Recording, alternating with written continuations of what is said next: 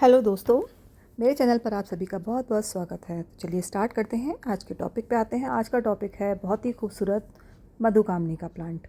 तो देखिए पूरा फूलों से भरा हुआ है और इस समय मानसून की सीज़न में इसमें बहुत ही हैवी फ्लावरिंग चल रही है। ये जो प्लांट है पूरे साल भर आपको फ्लावरिंग देता है और मानसून में तो बिल्कुल कोई भी समय इसमें ऐसा नहीं है कि आपको फ्लावर्स ना दिखें और बिल्कुल गुच्छे में फ्लावर्स आते हैं। और खुशबू का तो क्या ही कहना कि जहाँ पर गार्डन में लगा होता है आपका बिल्कुल घर गार्डन सब बिल्कुल महका रहता है। तो ये गार्डन में आपके ज़रूर होना चाहिए, ज़रूर से ज़रूर आप इसको लेके आइए अभी। और अगर आपके पास में है तो आप इसको कटिंग से भी बहुत आसानी से तैयार कर सकते हैं। उसका वीडियो मैं बाद में शेयर करूँगी। अभी इसकी केयर की बात करते हैं। तो सबसे पहले फुल सनलाइट का प्लांट है। जहाँ पर आपके यहाँ अच्छे से सनलाइट आती हो वहाँ पर इसको रखिए। बहुत ही अच्छा आसानी से ये चलता है। दूसरा है कि इस समय आप इसमें वीड्स जो उग रही है वो बिल्कुल निकालते रहिए, क्योंकि बरसात में वीड्स बहुत ज़्यादा उगती है। बिल्कुल पूरे प्लांट में जो न्यूट्रिशन आप देते हैं अपने प्लांट में फ्लावरिंग के लिए वो सारा ये ले लेते हैं और बिल्कुल इसकी रूट्स नीचे तक चली जाती है। तो बिल्कुल नीचे से गुड़ाई करके आप इसको निकाल दीजिए। अगली मोस्ट इम्पॉर्टेंट चीज़ है, इसको मिट्टी के पॉट में लगाइए। जब आपका प्लांट छोटा है, जब आप लेके आते हैं तो छोटा प्लांट अगर आप लेके आते हैं तो इसको छोटे पॉट में 8 से 10 इंच के पॉट में लगाइए। और जैसे जैसे इसकी ग्रोथ होती है आप उसको बड़ा पॉट दीजिए, क्योंकि जितने बड़े पॉट में देंगे उतना आपका प्लांट जो है बिग साइज़ का होगा और उतनी ही ढेर सारी आपको फ्लावरिंग देखने को मिलेगी। और सबसे बड़ी चीज़ इसमें क्या है कि अगर एक बार इसमें फ्लावरिंग हो जाती है उसके बाद जब शेड हो जाती है इसकी फ्लावरिंग, तो बहुत ज़्यादा प्रूनिंग करने के इसमें ना पड़िए। बिल्कुल हल्की सॉफ्ट प्रूनिंग करें। और नहीं भी करते हैं तो भी इसमें बहुत आसानी से न्यू न्यू फ्लावर्स चलते ही रहते हैं।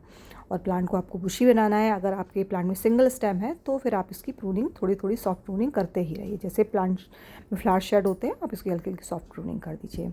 उसके बाद है कि मिट्टी ऐसी बनाइए जिसमें इसमें नमी रहे, मतलब कि आपको बहुत ज़्यादा सैंड नहीं मिलानी है।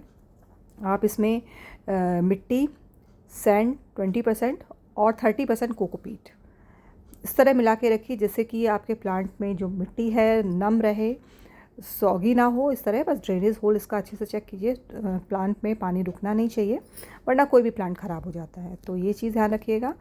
अगर इसमें आप नमी बना के रखते हैं तो आपके फूल ज़्यादा दिन तक आपके प्लांट में रहेंगे, क्योंकि बहुत ही गुच्छों में फ्लावरिंग होती है। और अगर आपने मिट्टी सुखा दी इसकी तो पूरे फूल एक ही दिन में झड़ जाएंगे, फिर आप उसको इतने अच्छे से एंजॉय नहीं कर पाएंगे।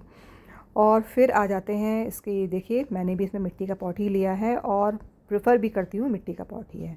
उसके बाद नहीं मिलता है तो आप सीमेंट का ले सकते हैं। उसमें भी अच्छे से ड्रेनेज होल चेक कीजिए। और वो भी नहीं मिलता है, आपको मिट्टी का पॉट ही लगाने को अगर मिल रहा है, कोई अवेलेबल नहीं है, तो उसमें अच्छे से 3-4 ड्रेनेज होल ज़रूर होने चाहिए।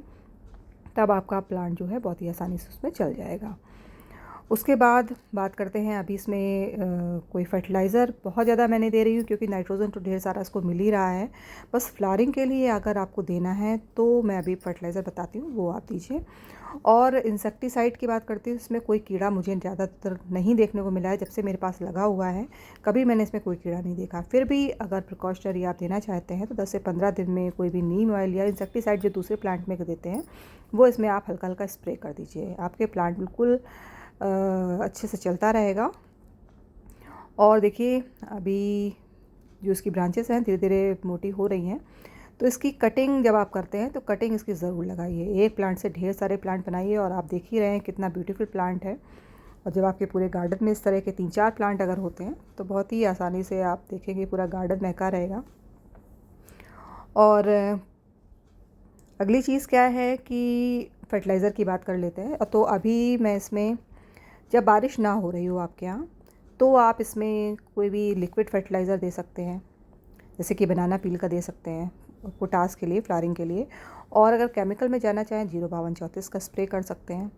ऑर्गेनिक पोटास आता है वो दे सकते हैं मिट्टी में।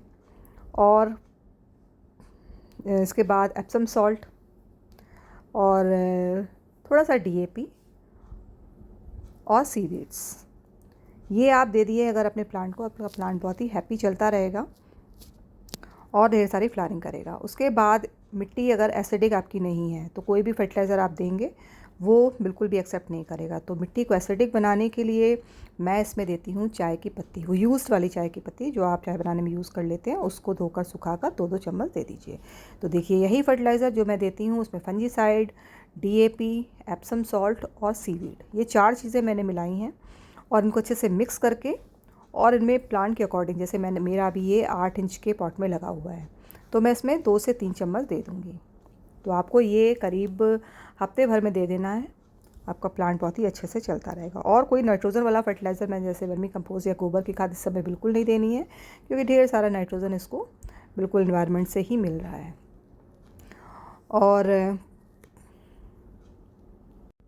और ऑर्गेनिक में ही केवल जाना चाहते हैं तो आपको मैंने बताया है कि बनाना के छिलके आप दे सकते हैं, संतरे के छिलके दे सकते हैं, वो भी मिट्टी को एसिडिक बनाते हैं। उसको आप रख दीजिए 3-4 दिन पानी में, और उसका लिक्विड बना करके डबल पानी मिला करके आप प्लांट की ग्रोथ के अकॉर्डिंग दे सकते हैं। जैसे कि मेरा 8 इंच के पॉट में लगा हुआ है, आपका 1 से 1.5 साल का प्लांट है, तो आप इसको करीब 2 से 3 ग्लास इसको आराम से दे सकते हैं। जब मतलब मिट्टी में ज़्यादा बाहर ना निकले, इस तरह आप फर्टिलाइज़र कोई भी दीजिए।